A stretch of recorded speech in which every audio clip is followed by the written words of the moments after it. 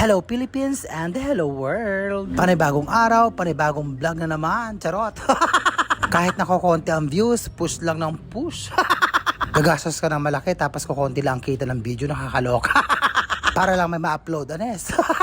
So nandito nga kami sa SM ni Maron kasi nga may bibilin ako. Tapos naisipan ko nga dito na rin maghapunan para hindi na ako magluto at mag-isip ng ulam. To order ni Maron, no? Ano ba to? Oh, ito yung chicken. Tapos steak to. Tapos ito yung chicken. Makain mo nga. Ang lasa? Sarap. Sarap. At heto naman ang aking kakainin. At gusto ko nga makatikim ng lechon ngayon. Nakakaloka. Ito naman sa akin, lechon belly. Papaitan. Tsaka isang rice. So, tikman natin. Tikman natin kung masarap siya. Ito yung papaitan nila, oh.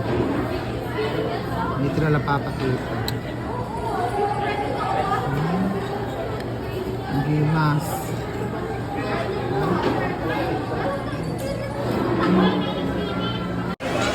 Tikman natin papaitan.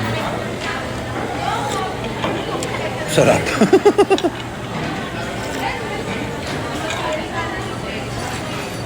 Grabe, ang sarap ng papaitan. Ang lechon belly.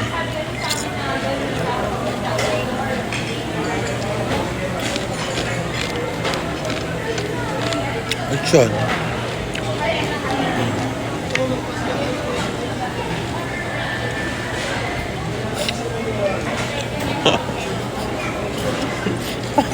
Ha?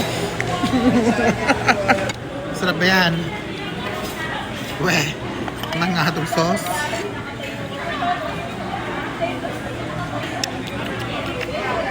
Sarap din ay butter.